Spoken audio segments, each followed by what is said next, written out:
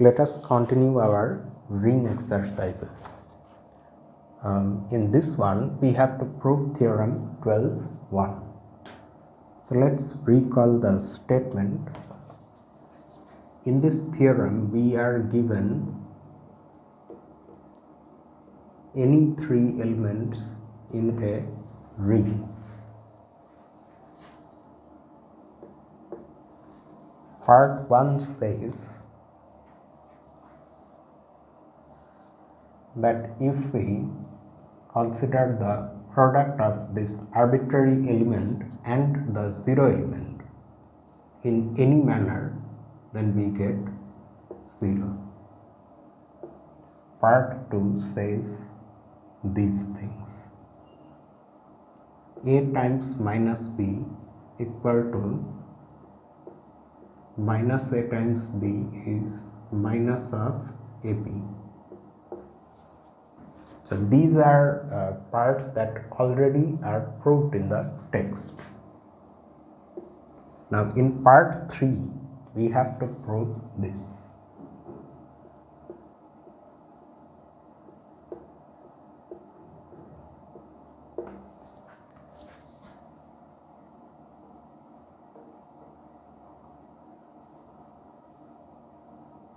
So we number the parts like how they are numbered in the actual statement. Using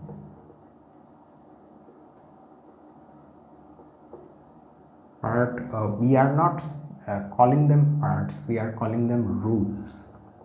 Okay.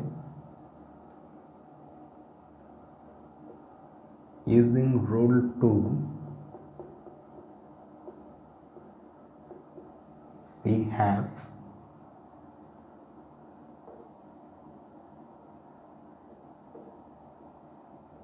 this equal to, now we can treat this as minus a times another element which is minus b.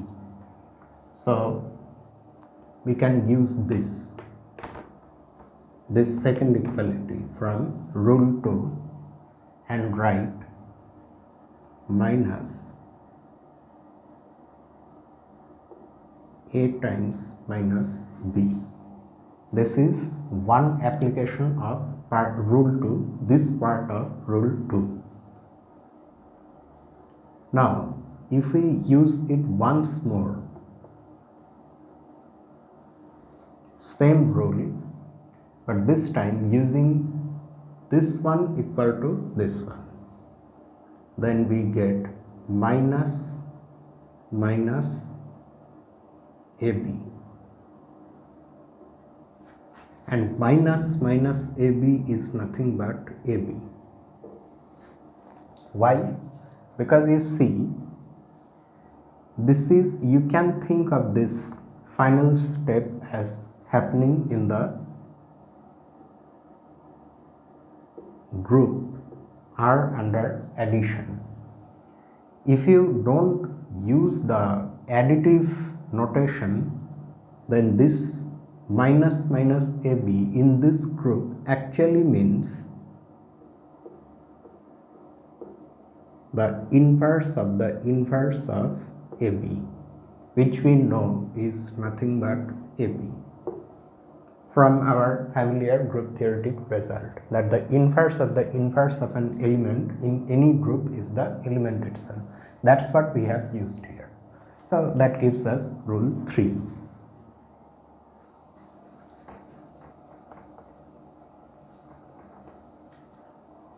Then in rule 4 there are two parts, a times b minus c is ab minus ac, and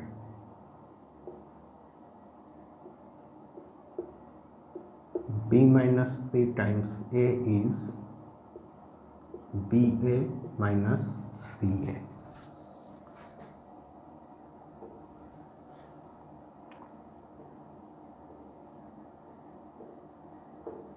By the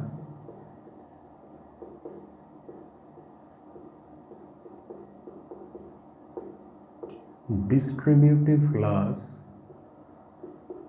in R, we have these things.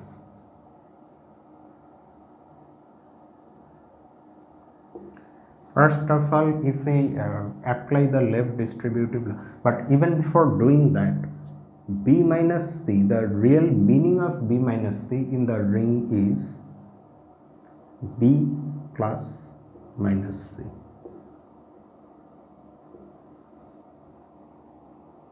The sum of the elements B and minus C, where minus C is the inverse of C in the additive group of the ring. Now we can use the left distributive law and write AB plus A times minus C.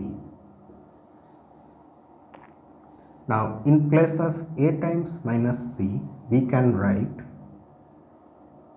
minus of AC, and here we are using rule 2.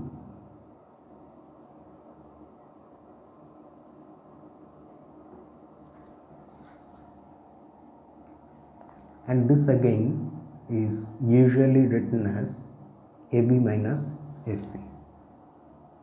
So we get 1/2, and similarly, let me just do it here below all this.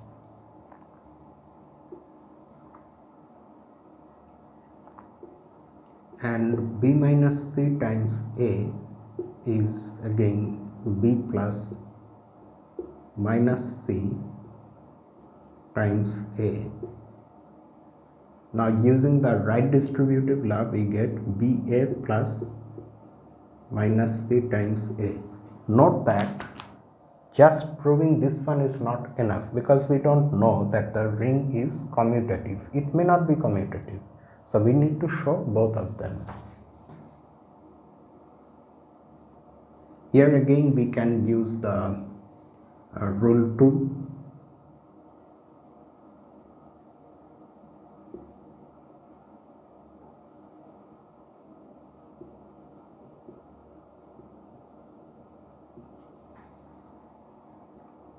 And this is BA minus CA. So this proves part 4. Then in parts 5 and 6, there's additional hypothesis on the ring. Now assume that the ring has a unit element 1. Then part 5 says this: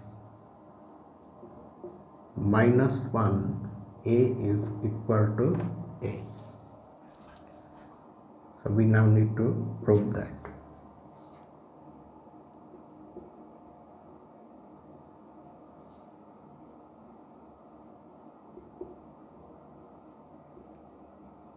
Assume that R has a unit element.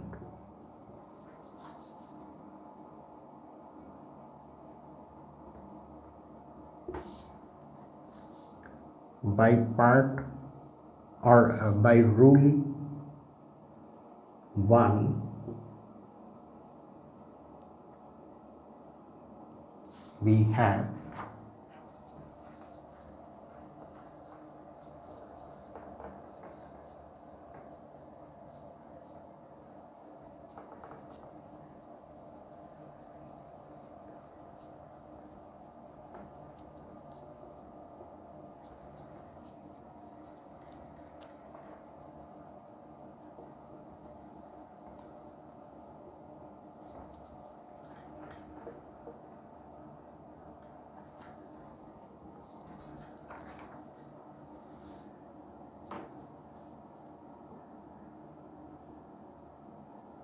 zero equal to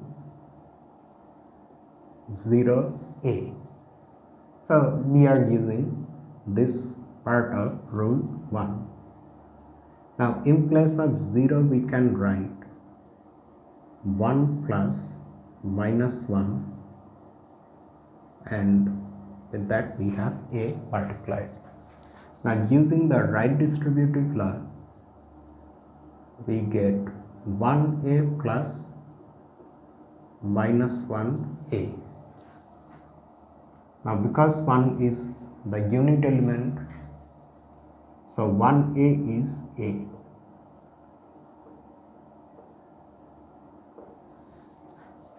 Now this is an equation in the group R under addition, and this equation tells us that the additive inverse or the inverse of the element A in this group is minus 1a. Hence,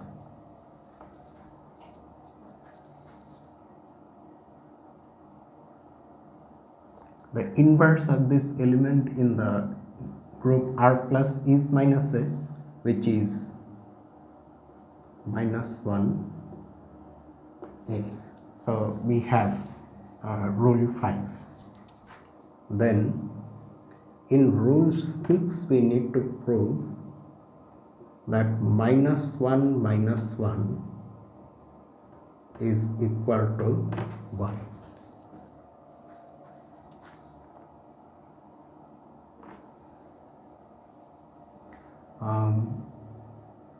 Clearly we can use rule 5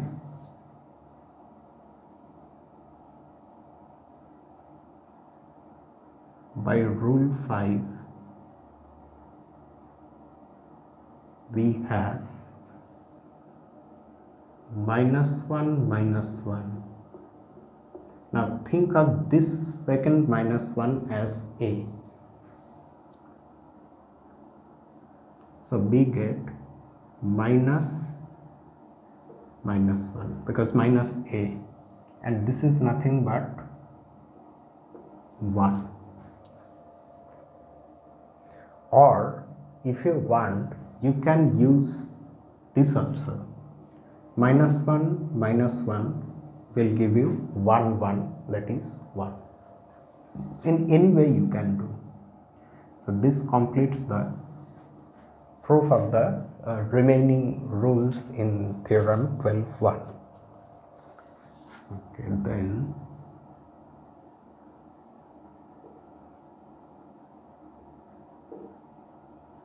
exercise 12.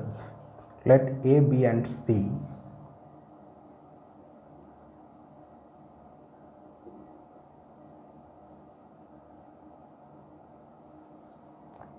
be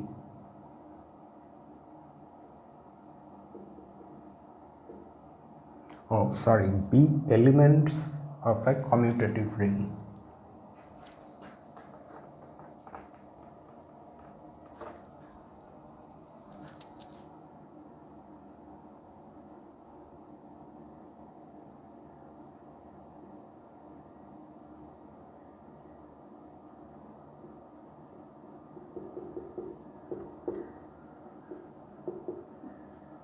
Elements of a commutative ring,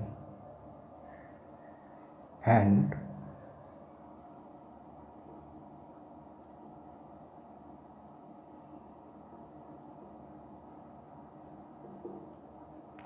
suppose that A is a unit.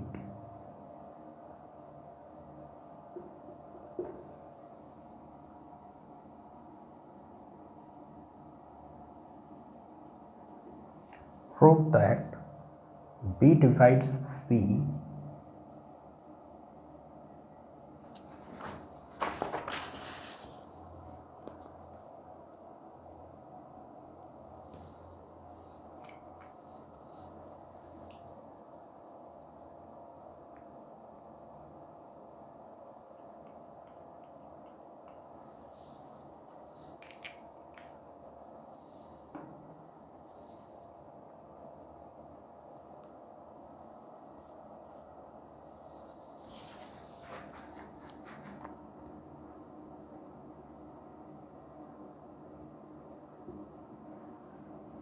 if and only if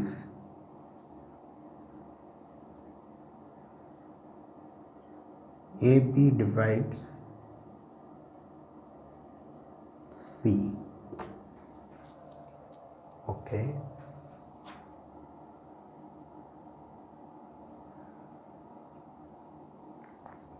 Now for B, so that means we have to prove two things. First, we have to assume B divides C.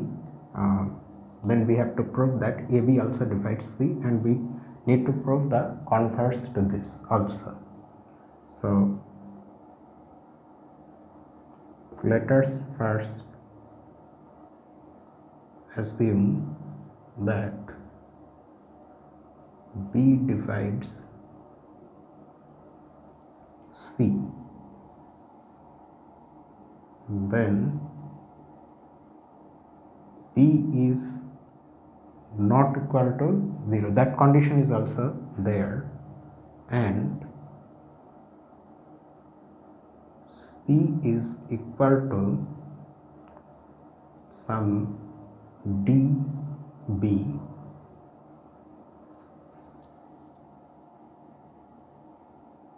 for some element D in the ring. Okay, now it is given that A is a unit,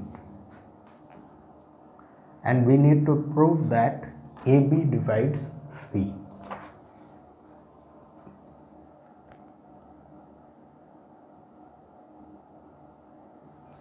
A is a unit. Okay, if AB is equal to, okay, so first we need to prove that AB is not equal to 0, and then we need to show that C is something times AB, and that something must of course come from the ring. If we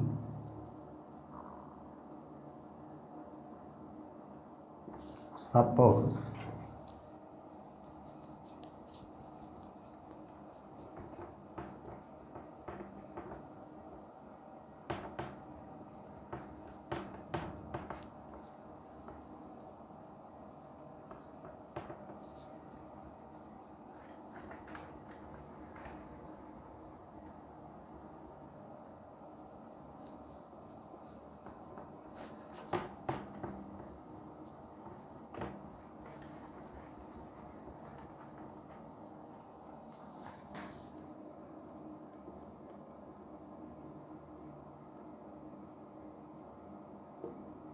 AB is equal to 0,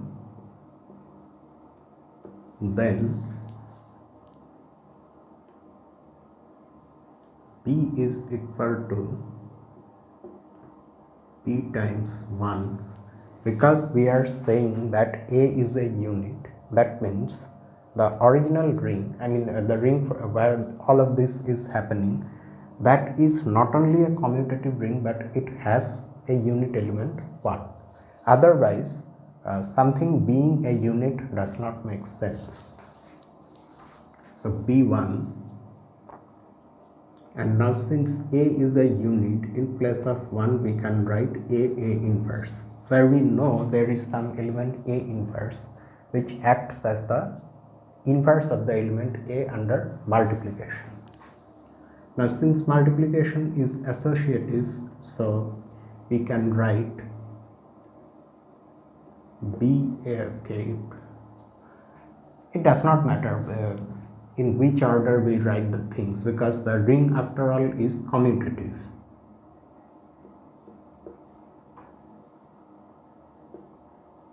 So in place of BA we can write AB.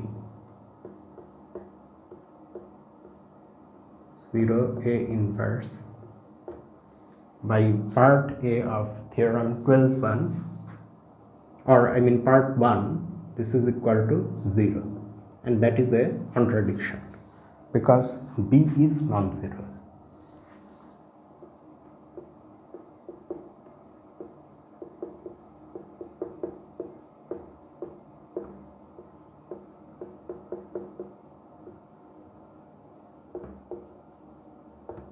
So we must have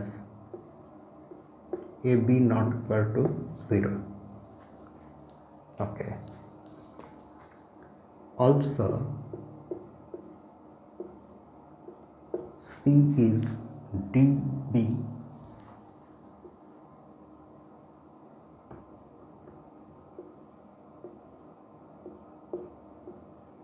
Now we can write in between D and B we can write 1, and in place of this 1 we can write A inverse A.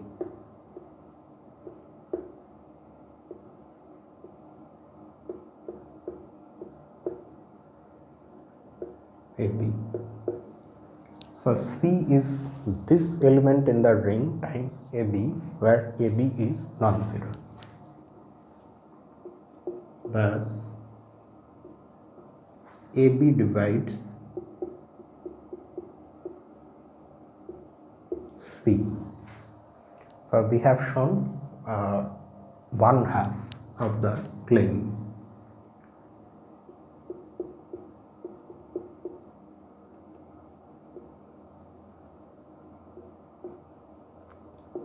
Now assume that AB divides C.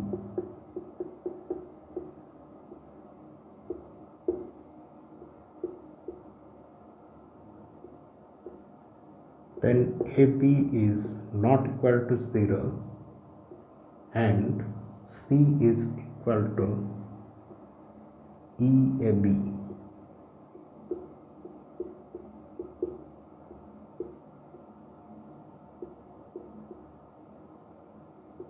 For some element E in the ring.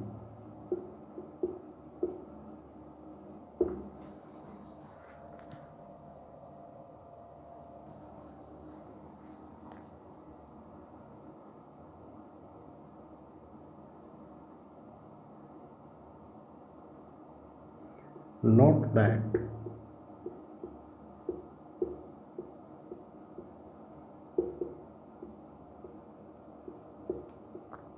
AB not equal to 0 implies B is not equal to 0. In this case we don't even have to do anything much. If B is 0, then AB must be equal to 0 by the rule 1 of theorem 12.1. So in that case the left hand side will be 0, but that will directly contradict this hypothesis that AB is not equal to 0. So B must be non-zero, B cannot be 0.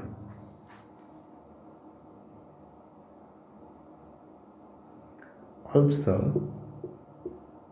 okay, so this half is much easier than this one, relatively easier. C is equal to EAB. So in particular, C is also a multiple of B because EA is after all a ring element. Thus,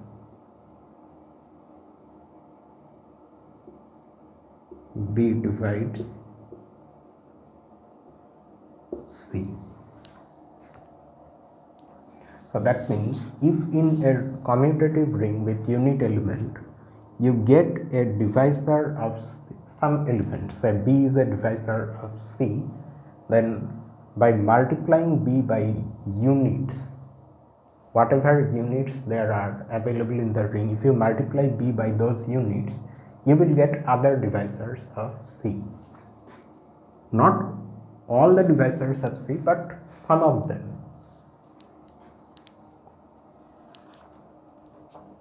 Okay, so that's just it. This completes the solution.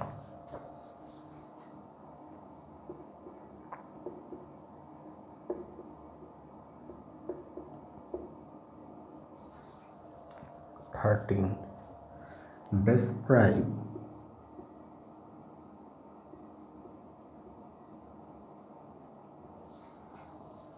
all the subrings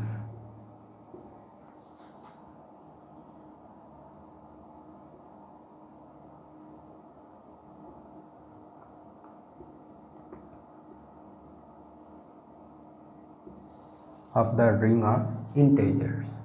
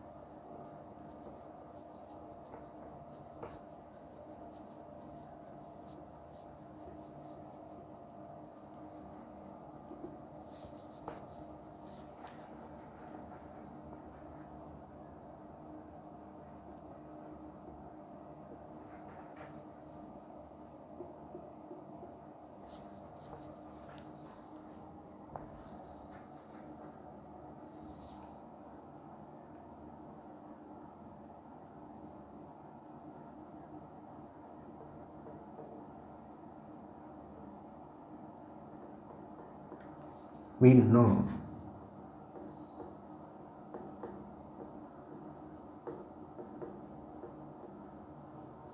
that the ring of integers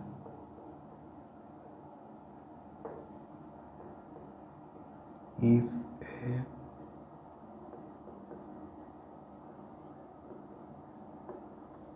cyclic group under addition of integers. Let S be any subring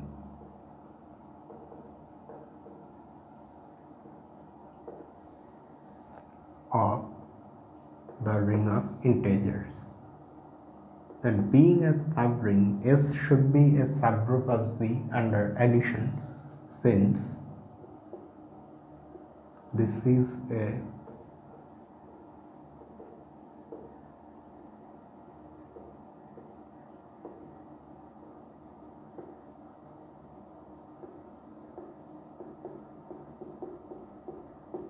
under addition, so that means S should also be a cyclic group, because we know that every subgroup of a cyclic group is cyclic from the fundamental theorem of cyclic groups.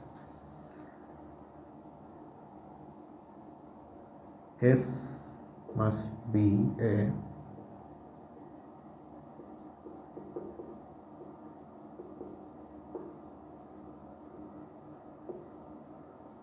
cyclic group under addition, that is S should be equal to n times A,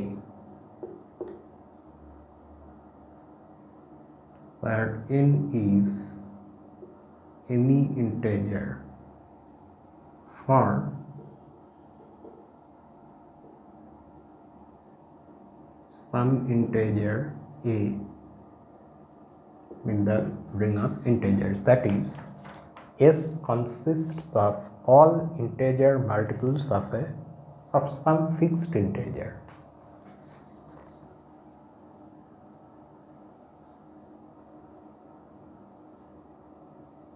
Conversely,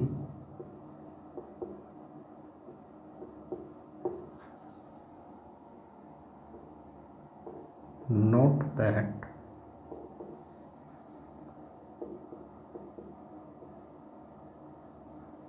for any integer A,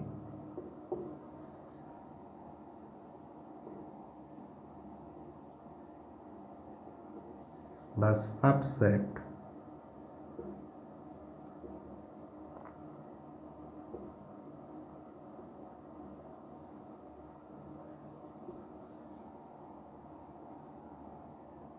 is a subring of C. So that means these are precisely all the subrings of the ring of integers.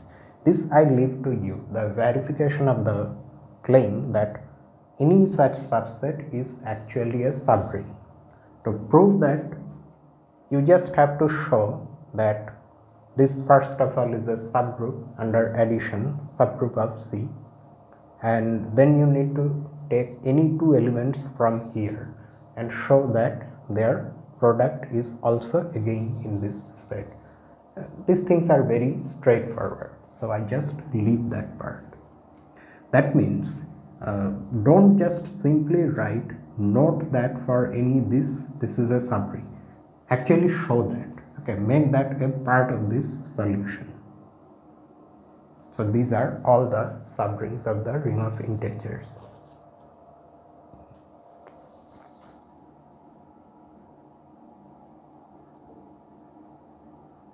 Then exercise 14. Let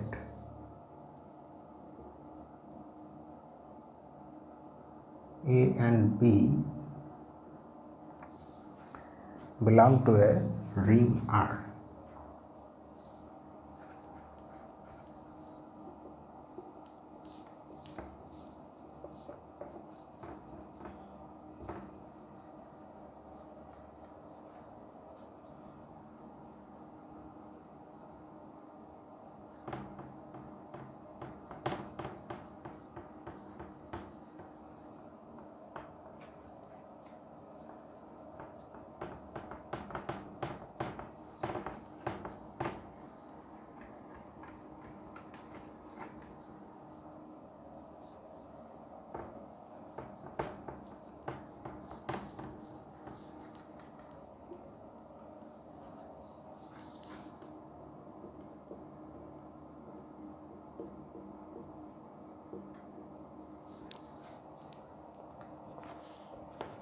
And m be an integer.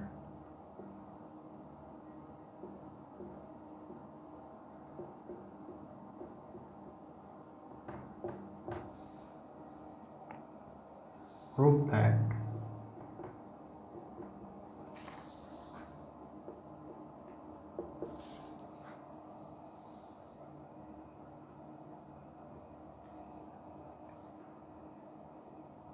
m dot ab is m dot a times b is equal to a times m dot b, where we know what m dot ab means. In the group R under addition, this m dot ab is nothing but the integral power of the element AB in this additive group. Okay, but because we are using additive notation, not using the usual multiplicative notation, and since we know that this group is abelian, so instead of writing like this, we are denoting that same thing by this. Okay, now we need to prove this. And note one more thing, that m is an integer, so m can be negative also. So we will split the proof into two parts. In one part we will prove the statement for non-negative integers m, and that's where we will use induction. And the other, where m is negative, that we will prove using the non-negative part.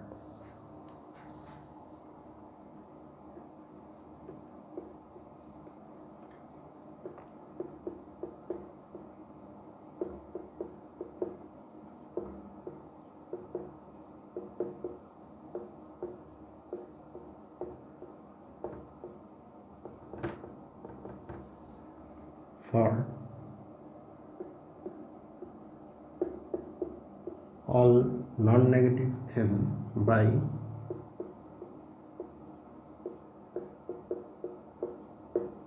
induction, note that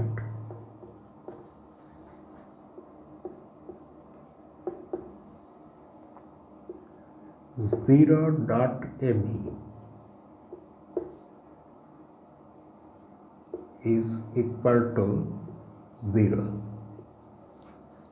then 0 dot a b is 0b, that is equal to 0, and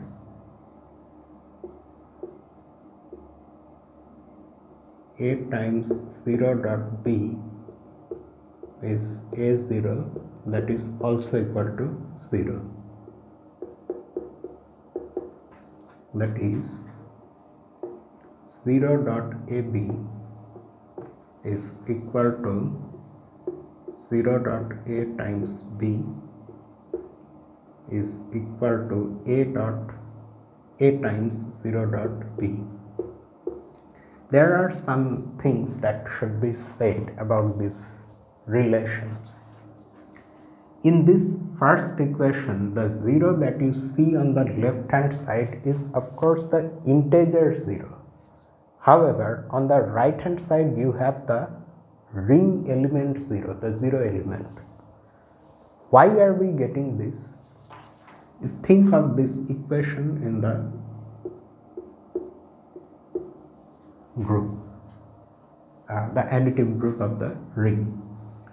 This equation, if you don't use the additive notation but use the usual multiplicative notation, tells you that this integral power, this is nothing but this, is equal to 0. Is that true? That is true, because according to the definition of integral powers of group elements, any group element, if you raise to the 0th power, that by definition is the identity of the group, and in this group the identity is the 0 element of the ring. So that's why we are getting this, and that is also the reason this integer 0 dot a becomes the 0 ring element, and by rule 1 of theorem 12.1 we get this, the 0 element, and similarly this can be interpreted. So in this case, where in place of m you have the integer 0, the claim is true, and this is the basis for our induction.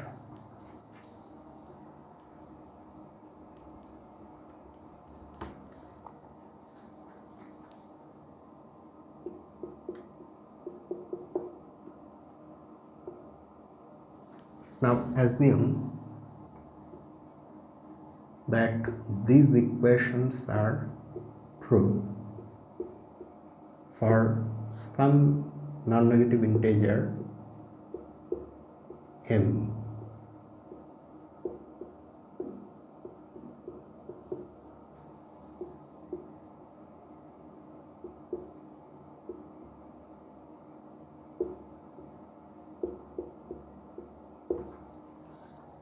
Okay, then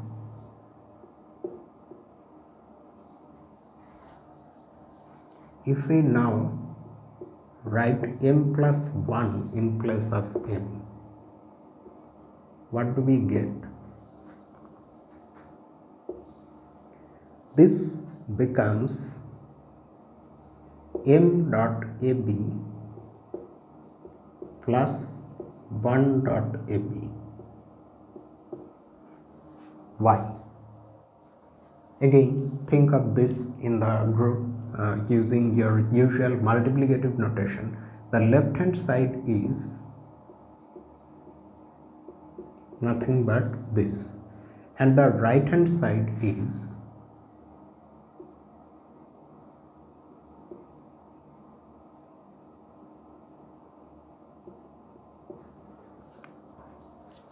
the integral powers we understand, but what about this plus sign?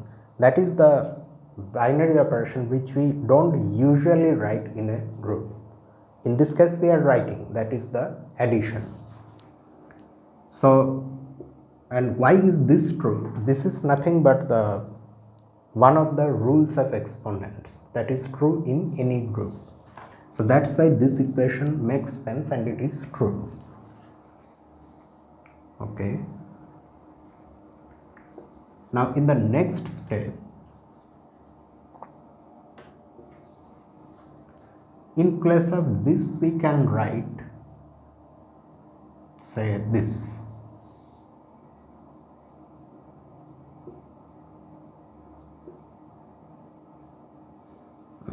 Because we are using the induction, one part of the induction hypothesis, and 1 dot ab is the first power of ab to the power 1, which by definition is nothing but ab.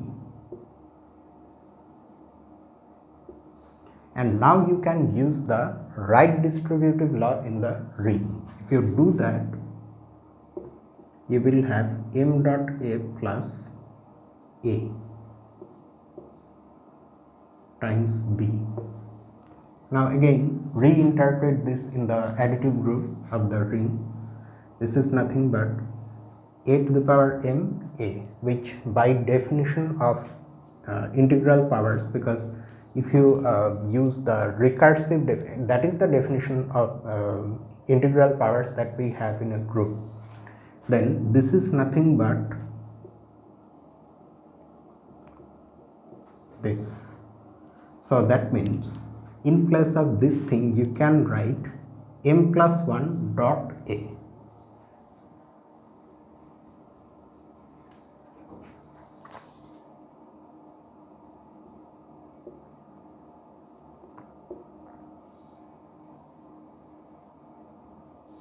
B. So just like this equality, you have a similar one where in place of m you now have m plus 1, and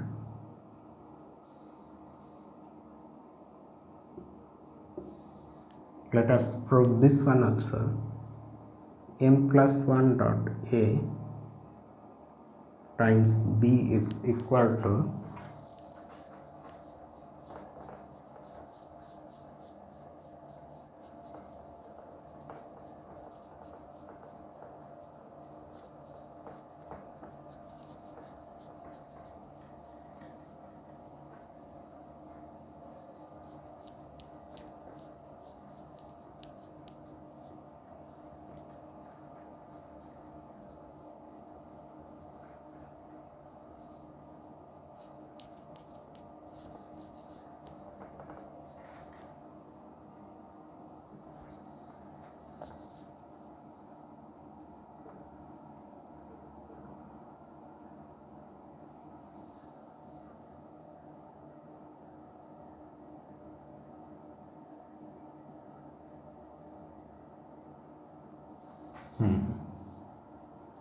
So we are going back a little.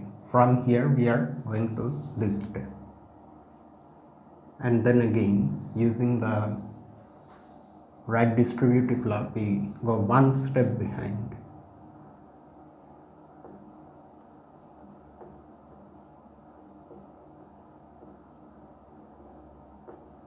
Okay, now use this part of the induction hypothesis. This is equal to this. So in place of this we can write a times m dot p plus ab. Now we can use the left distributive law in the ring and write m dot p plus b. Arguing like this step. Now this, from this one you get, in the next step you get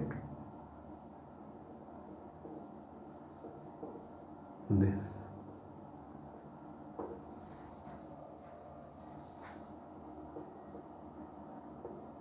This completes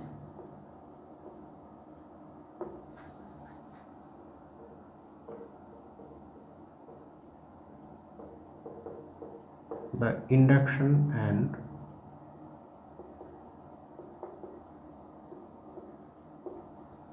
proves the claim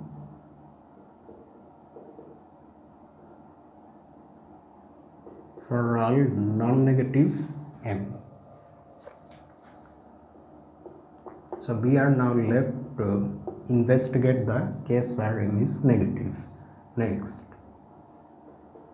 let m be a negative integer. Then m dot ab is by definition what? Say you are in a group and you have a group element G. What is the meaning of, say, G to the power minus 3? By definition of negative, integral powers where the exponents are negative, this is the third power of the element G inverse. So that means here, since m is negative, we have to apply a similar definition. The same definition actually, not similar. So this will be equal to, now before we write anything, let us carefully see what the situation is in the group. We have this actually, where m is negative. So by our definition, we will have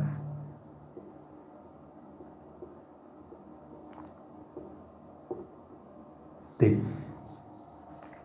Because m is negative, minus m is positive, and this denotes the inverse of the element AB in the group. Now we are in the additive group of the ring, so correspondingly here we will have minus m dot inverse of AB is minus AB, minus of AB. Okay.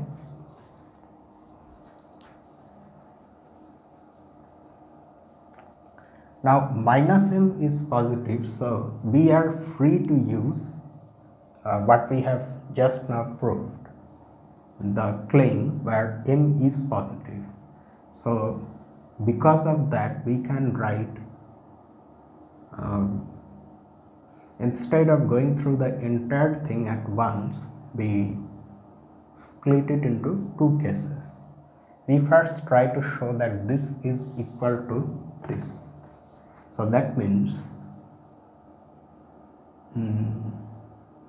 but before we do even that, we need to write this element as a product of two elements.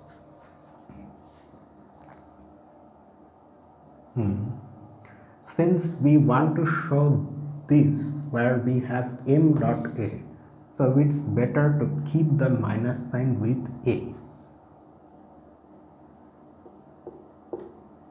Now inside this thing is equal to minus a times b, and here we are using rule 2 of theorem 12.1.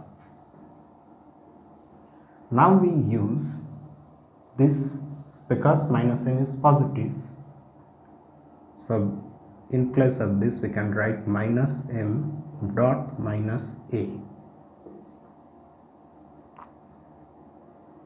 times b, and this will be equal to m dot a times b. But why? Just like before, this minus a actually in the additive group is a inverse, and minus m dot this means this, where minus m is positive. So by the definition of integral powers, this is nothing but a to the power m, which if you write in our usual notation is m dot a.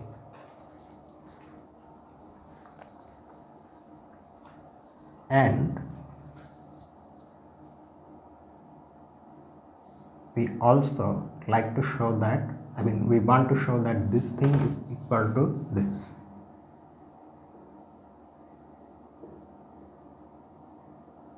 So like before, we go a few steps back. Minus m dot minus a times b, which is equal to, now we can write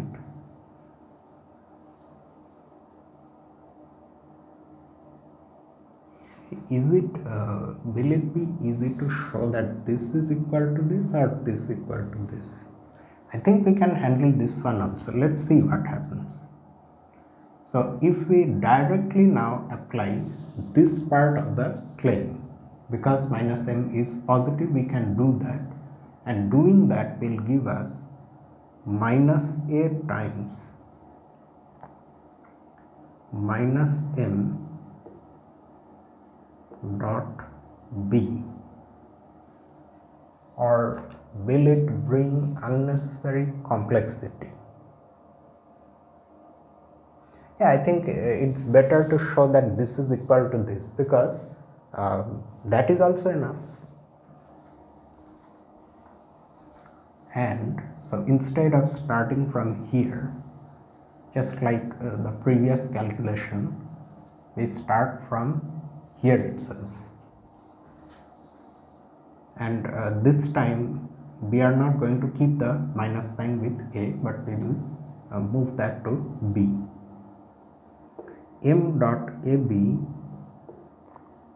is minus M dot minus AB.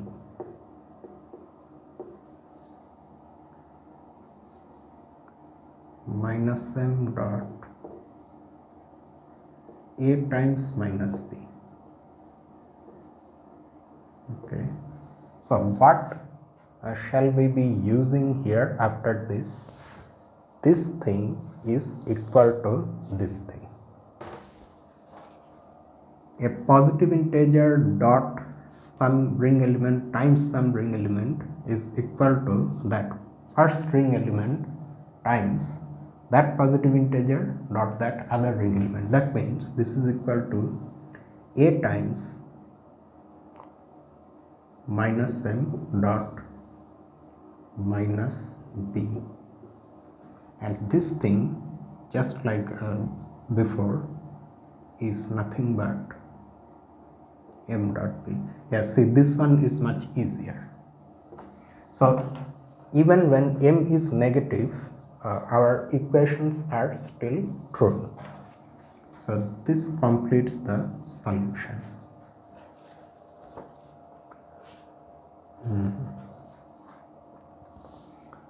Exercise 15 is similar, but it has, instead of one integer, it has two integers.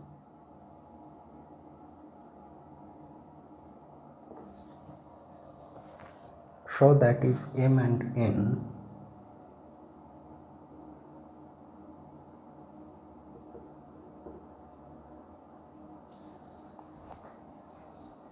this same exercise is also there in Herstein's topics in algebra, but this one that we have solved just now is not there.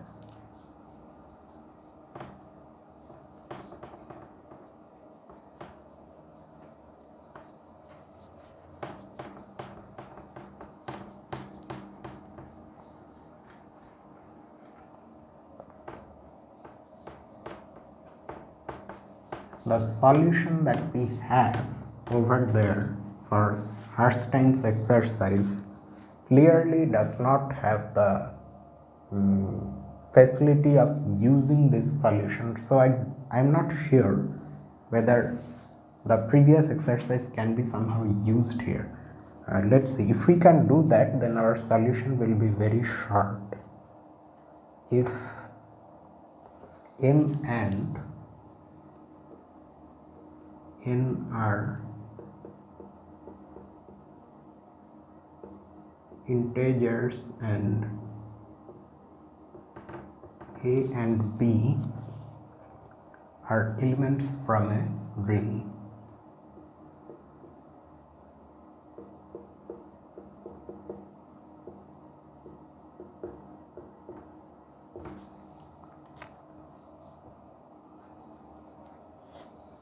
then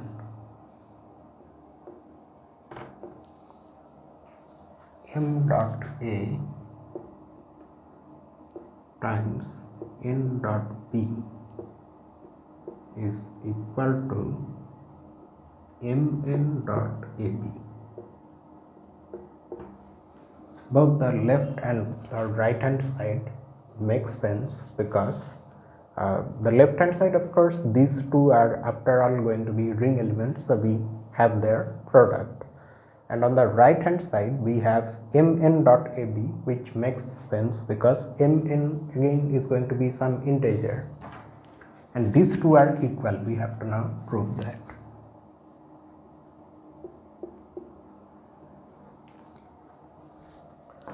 If we directly start applying what we have proved in the previous exercise, where shall we ultimately land? M dot A times N dot B is equal to, we can think of this as a single ring element. Okay, so in place of this, you can think of it as C. So m dot A times C. You can write m dot AC, that is A n dot B.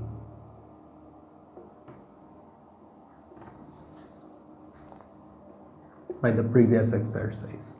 Again by the previous exercise, we have m dot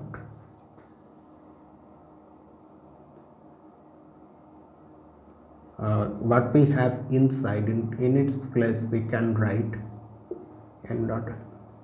Okay, yes.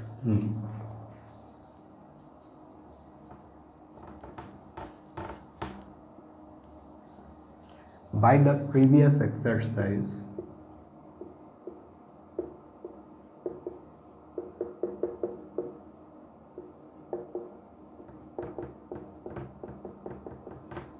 we have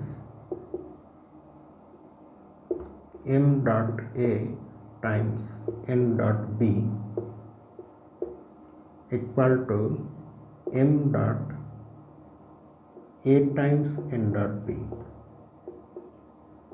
Used the previous exercise result once, then again we are going to use it inside. M dot n dot AB. Okay, now what? Now can we write this thing as mn dot AB? If so, we can, but what is the justification? The justification is that if you interpret it in the additive group of the ring, then this is nothing but the integral power AB to the power n and its mth power. And on the right hand side we have this. And these two are equal because this is one of the rules of exponents in the group, in any group. So that's just it. Oh, so that means Herstein's exercise can also be simplified. I mean, the solution can be simplified like this. But still, in the previous solution, we had to go through all the cases. So either one goes like this, using this exercise to solve this, or one can directly prove this by induction and then going through all the cases. It will not make much of a difference.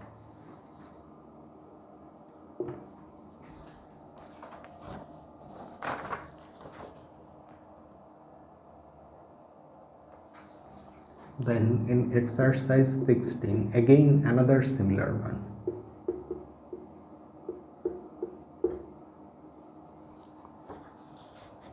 Show that if n is an integer,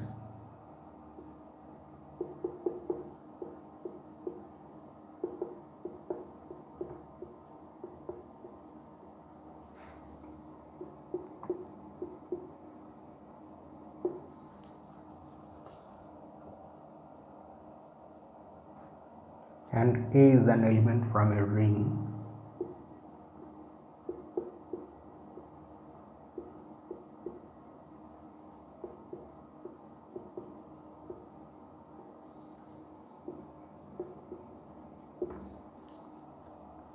then n dot minus A is equal to minus n dot A.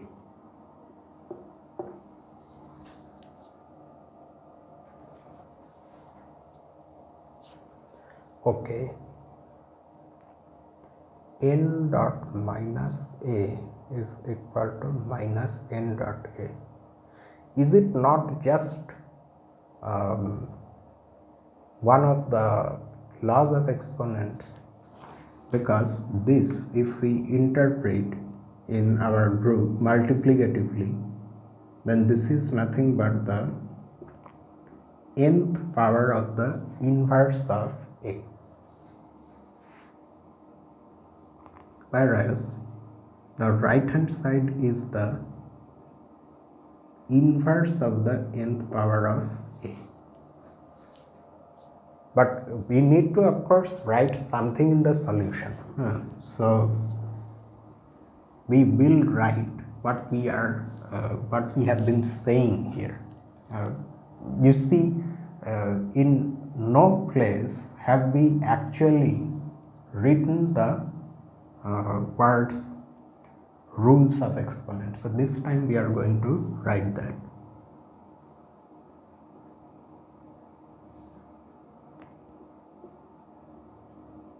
By the rules of exponents in the group R under addition,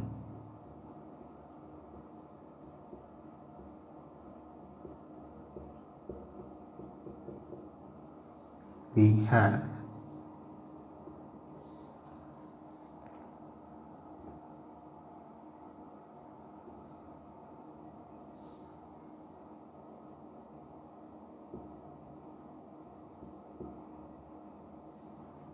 that's it. What else do you need to write? We don't really need anything else.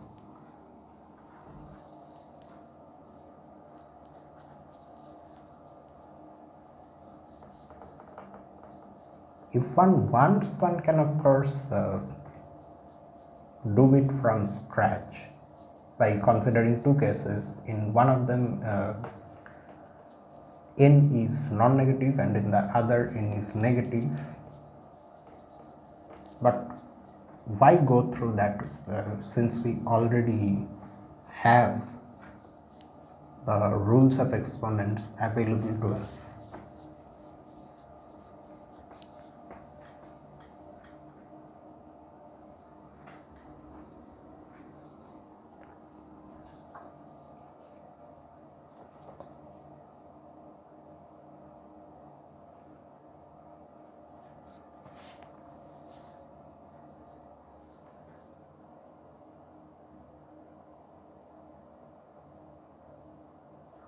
Or if one wants, one can, instead of interpreting these things in the additive group of the ring, use this previous exercise also. Let's see how one actually obtains this conclusion from here. Can we do that actually? Because to be able to use this one or the previous one, we need two elements. No, one cannot conveniently do that always. Of course, if your ring contains a unit element 1, then say you can take, in place of b you can write a, in place of n you can write -1, where 1 is the integer 1, and in place of m you write n, and in place of a you take that unit element in the ring. However, our ring is an arbitrary ring which may not have a unit element. So I think this is enough.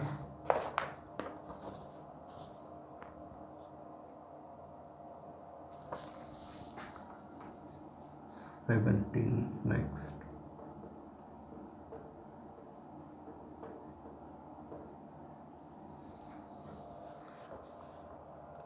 Show that a ring that is cyclic under addition is commutative.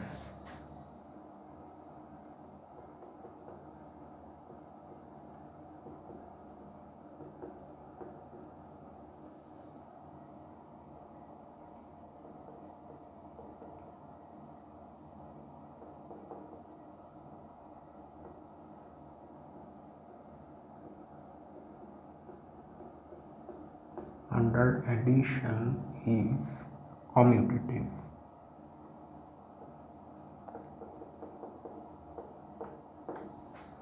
at first the exercise is a little confusing. Ring is cyclic under addition means what?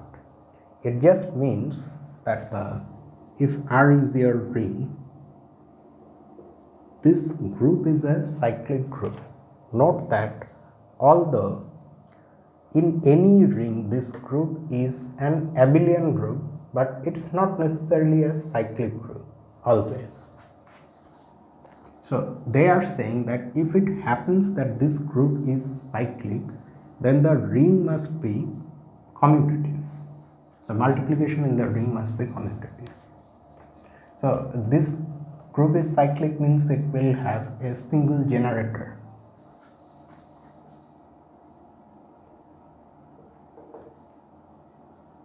Let R be a ring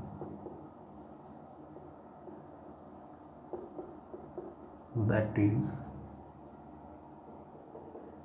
cyclic under its addition, under the addition that it has, then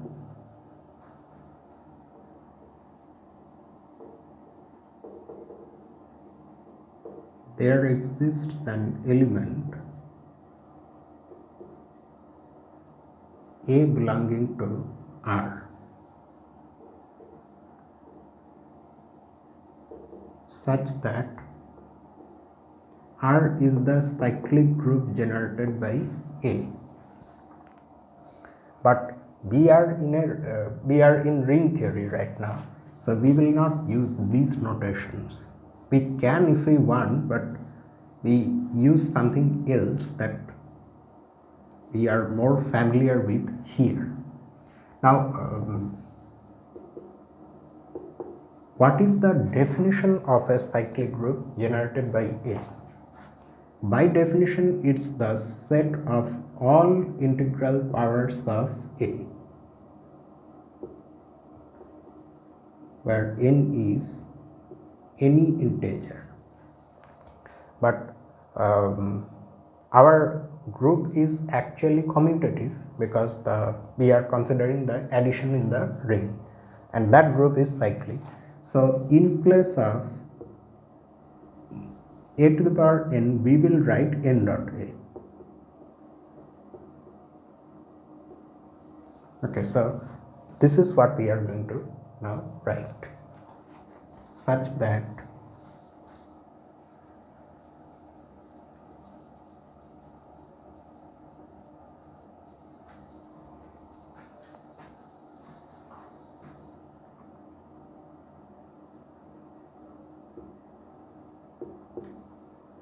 R consists of all the integral powers. They are still integral powers, but written like this because the group is commutative of a integral powers of a fixed element in the ring.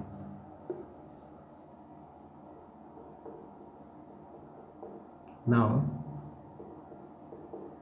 for any two elements which now are going to be of this special form,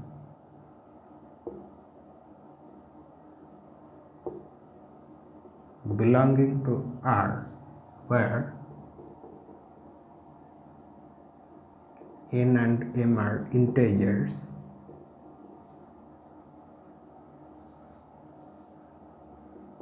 we have by exercise 15, that is this one.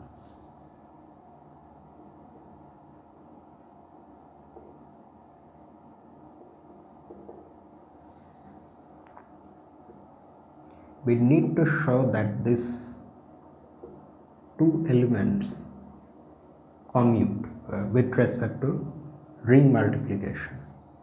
By exercise 15, this is nothing but nm dot AA, which is a square. Now this is ordinary multiplication of the integers n and m, ordinary product. So which is itself commutative, we know, so we can write mn dot a square. But then again by exercise 15, this is m dot a times n dot a. Hence,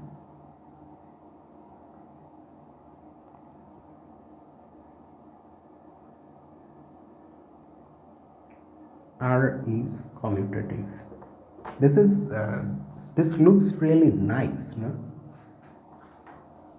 Although the condition is quite stringent, it's it restricts the class of this type of rings where the additive group structure is cyclic. Then, as a consequence, the ring has to be commutative. That is, there is no non-commutative ring whose underlying abelian group structure is cyclic.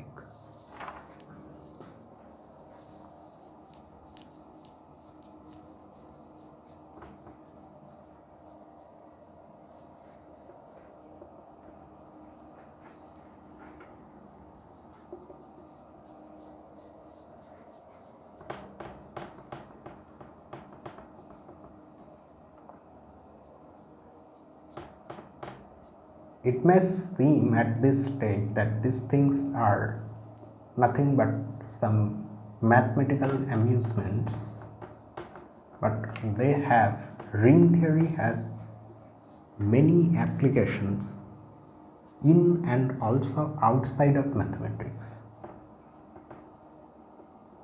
When we complete ring theory in this book, and in first time we have almost completed the ring theory part, we will see those things, okay, how ring theory is applied outside of mathematics, although in a somewhat indirect way, but still, and the more interesting is how it is used inside of mathematics. In other parts, other areas of mathematics. One of which is, of course, linear algebra, where in the study of linear transformations on a finite dimensional vector space, we automatically, the situation becomes such that we have to use ring theory. We will see how.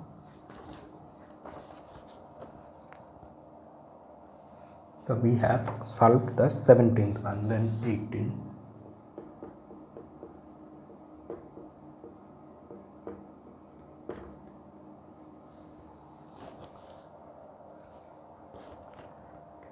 Let A belong to a ring.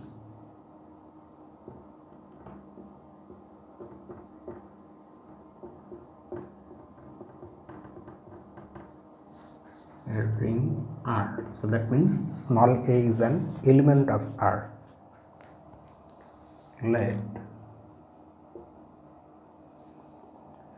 S be the set consisting of those ring elements X such that Ax is equal to 0. So that means S consists of those elements in the ring by which if you multiply A from the right hand side, then the products all become 0.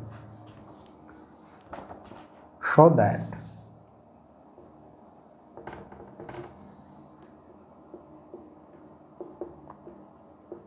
S is a subring of R. So here the verification is routine. You need to first verify that the given subset is non-empty, and then use the subring test. Note that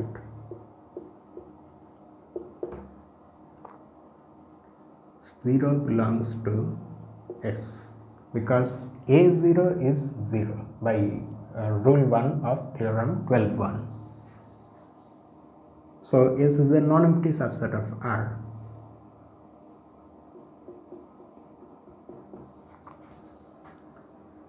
Now for any two elements X and Y belonging to S,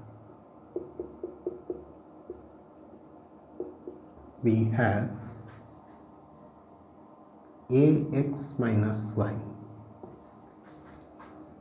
equal to, or we can write something else also before writing the conclusion.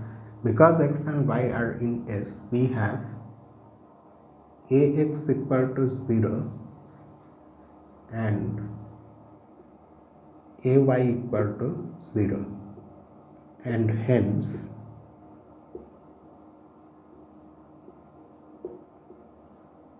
a times x minus y, which is ax minus ay, is also 0.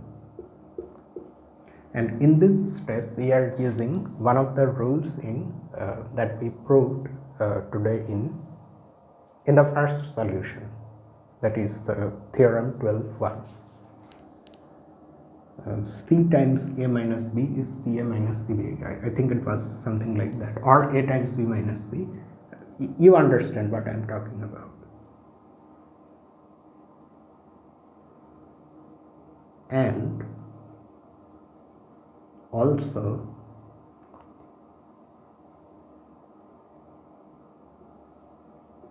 a times xy equal to, because multiplication is associative, ax y 0 y equal to 0. Thus x minus y and xy both belong to S. This one says that S is a subgroup of R under addition, and this one says that S is closed under multiplication. Hence S is a subring of R.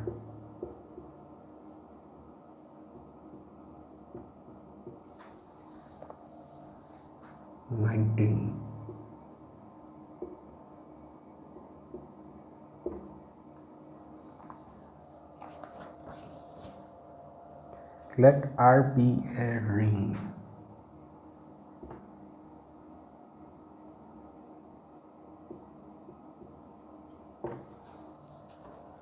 The center of R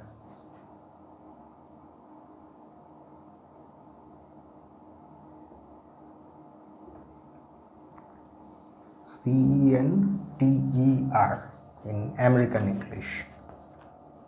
Okay, the meaning is same. The center of R is the set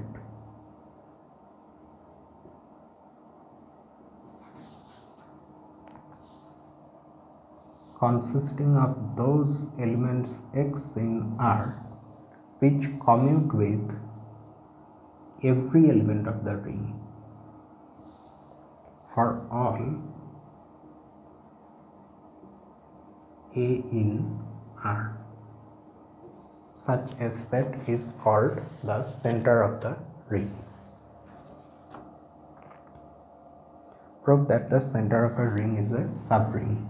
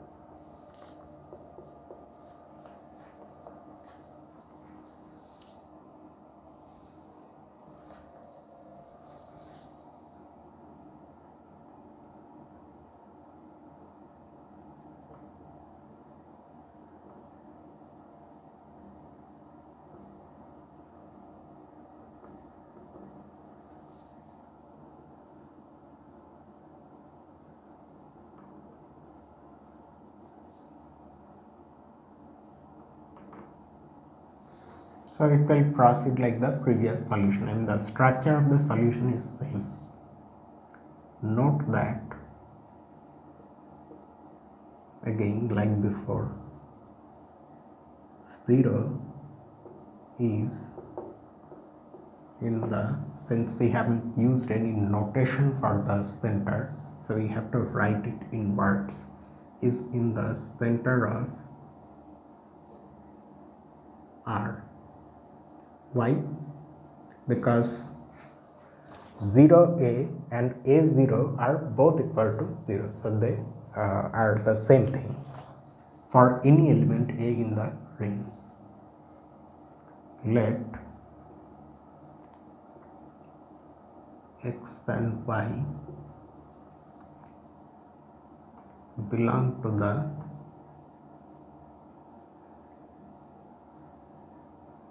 center of R, then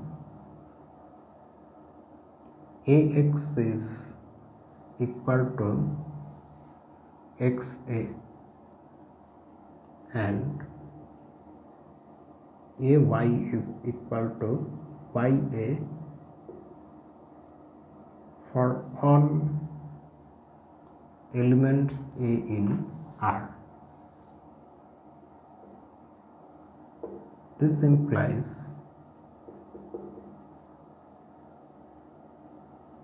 a times x minus y equal to ax minus ay.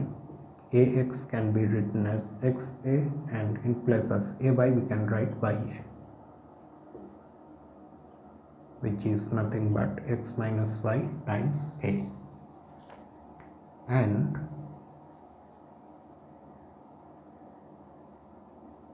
a times xy is ax times y using associative law. In place of ax we can write xa, so again use associative law, x times ay, in place of ay we can write ya, and one final time you use the associative law to write this product as xy times a. So x minus y commutes with a and xy also commutes with a. Thus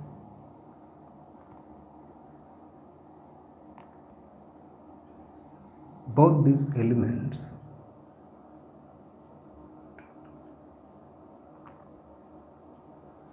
belong to the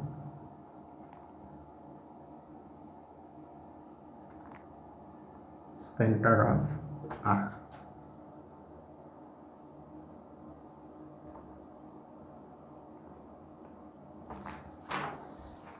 So the center is a subring.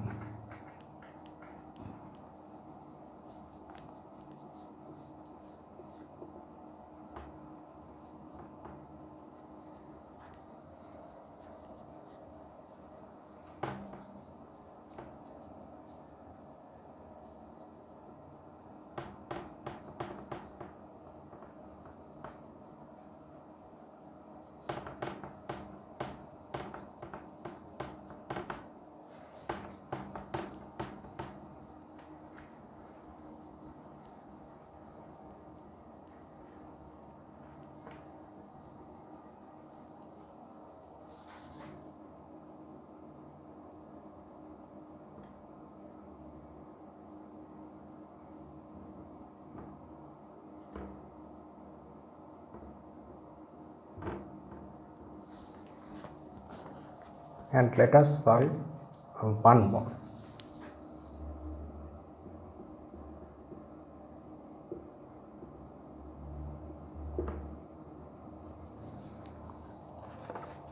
Describe the elements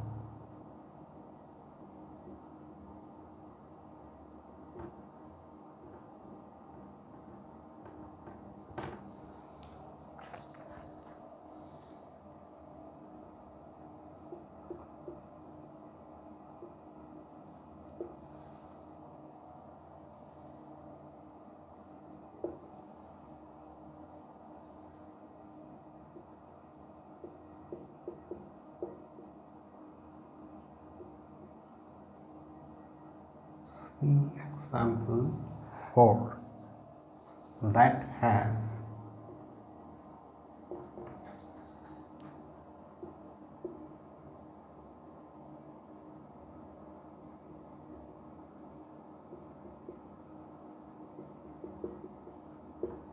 multiplicative inverses.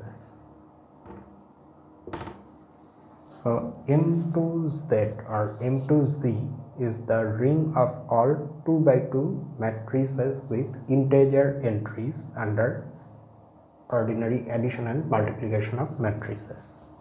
In this ring, you have to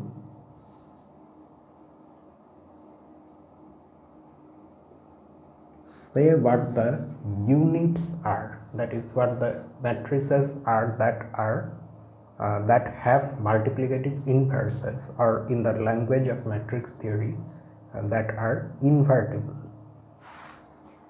Okay, so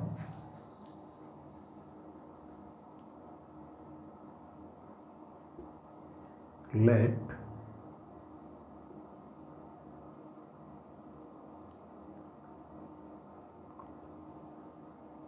this belong to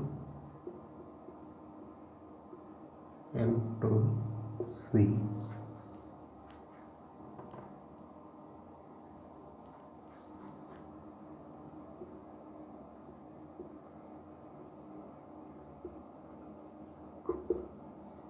Assume that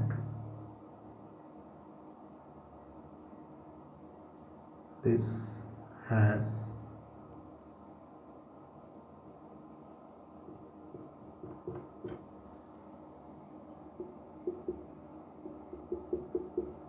a multiplicative inverse, again of course in here in this ring itself.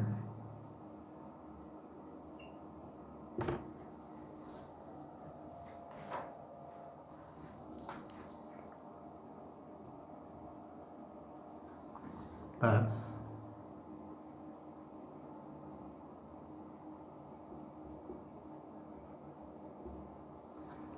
there exists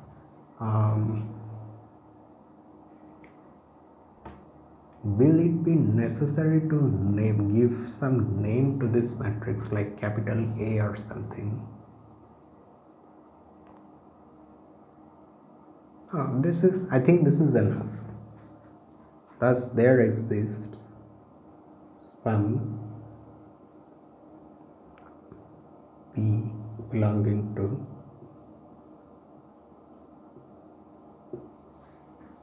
such that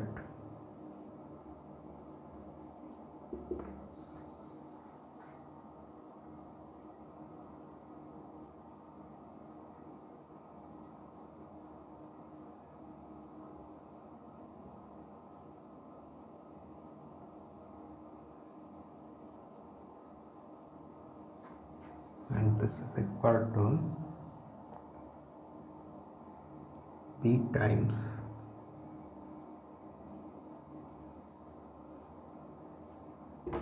ABCD.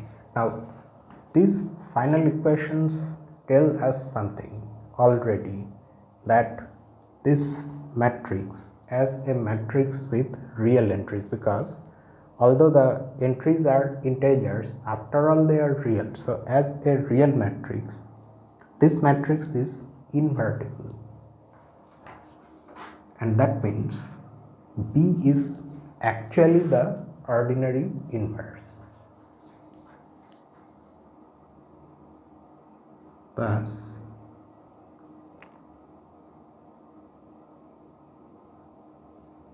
P is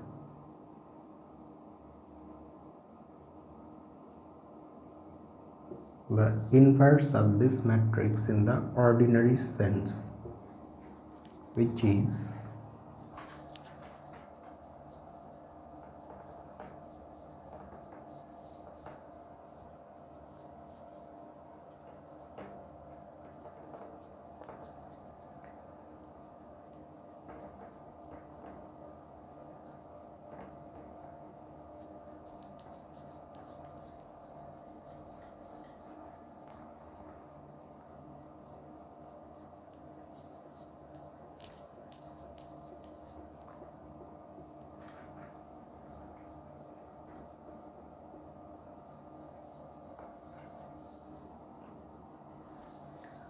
and now there is an expression for this inverse.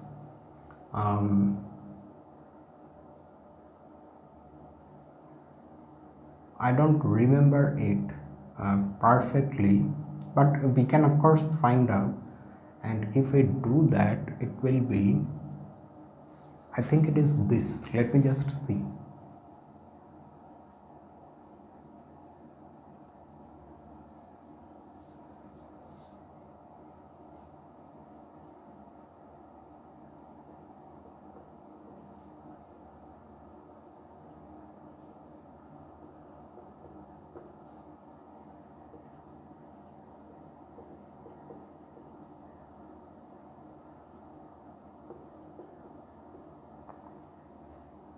To see whether this is actually the expression for the ordinary inverse of this, we just need to multiply these two matrices and see whether we are getting the 2 by 2 identity matrix. If one multiplies this, what shall one get? AD minus BC divided by AD minus BC, where AD minus BC of course is non-zero. So this is 1 minus AB plus BA 0, CD minus BC 0, minus BC plus AD. So again, yes, so this is the expression. So that means DA, okay, yeah, now I can remember.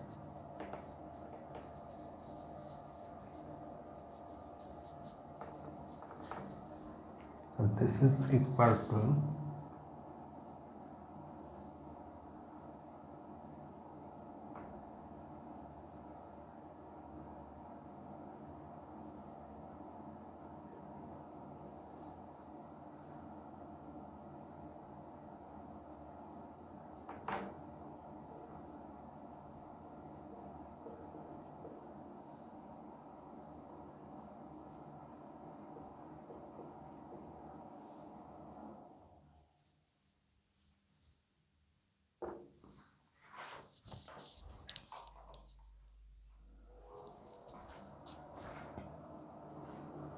okay. Now the fact that B belongs to this ring itself, it says something. It says that these entries are actually all integers. Okay.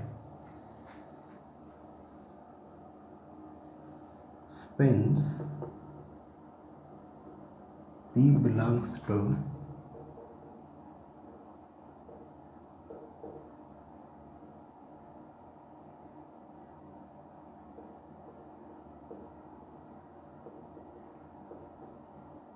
its entries are all integers.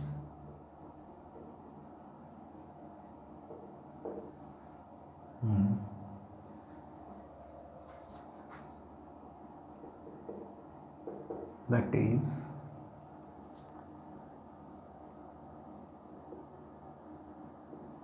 AD minus BC divides A, B, C and D in the ring of integers. Okay.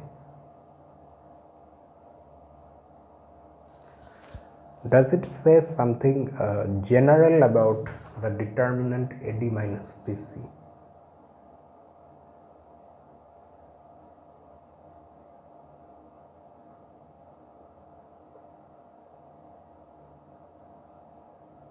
Multiplicative inverses.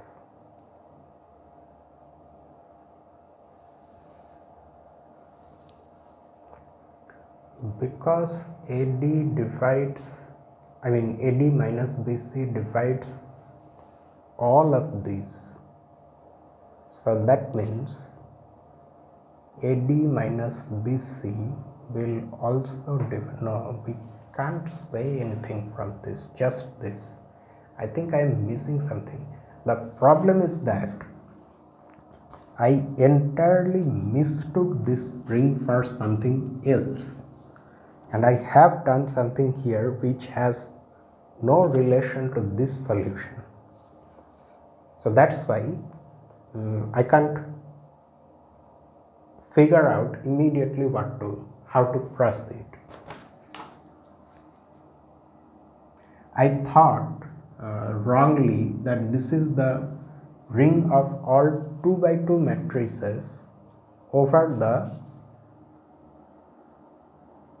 set consisting of only 0 and 1, that is, I mistook this ring for this ring,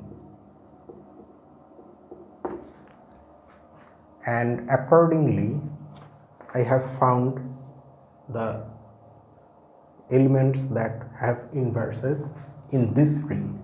However, now immediately after writing the exercise I understood that I made a mistake. So okay, but that is something else, so that has happened fine. But now what happens here?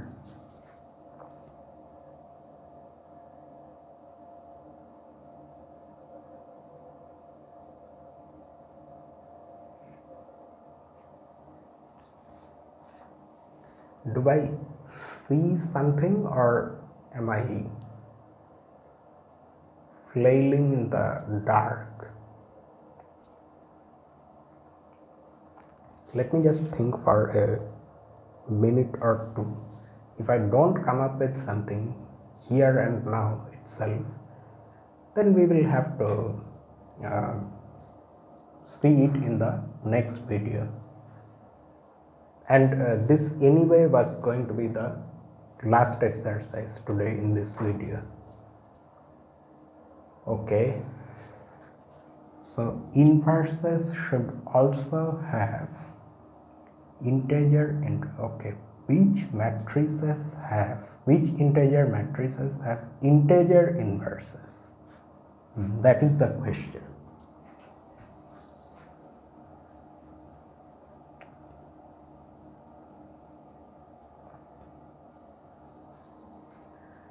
I don't know why, but it seems like such matrices must have determinant either 1 or -1, if my guess is correct. But why?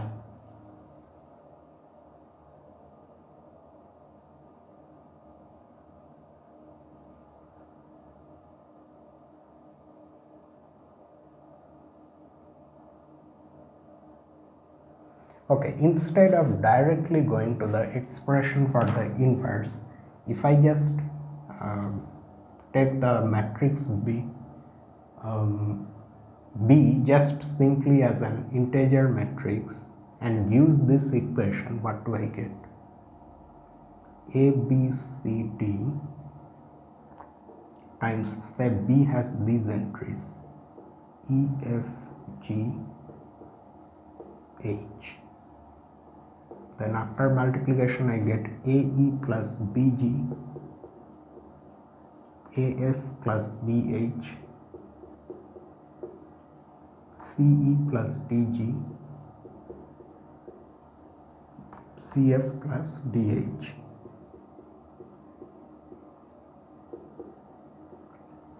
This has to be equal to the identity matrix. And at the same time, this product should also be the identity matrix, which becomes what? AE plus CF and BE plus DF, AG plus CH, BG plus DH.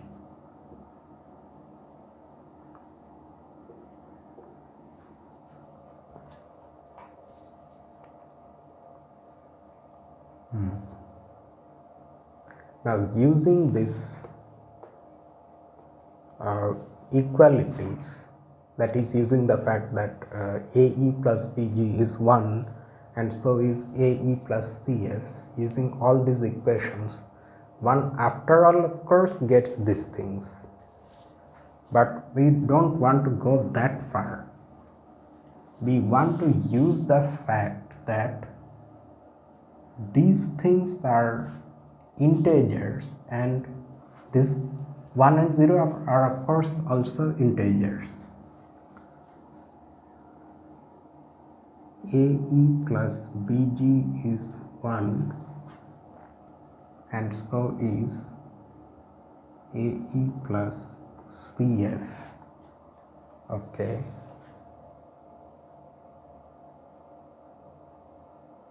So BG must be equal to CF. No, I think there is no point in blindly thinking of it. I have to properly solve it and then present it in the next video. There is no point wasting your time like this. So so this one, the 20th one, is incomplete. We will handle it in the next video. So let me end here itself. If you have something to say about these things, you can comment in the comment section below. And tomorrow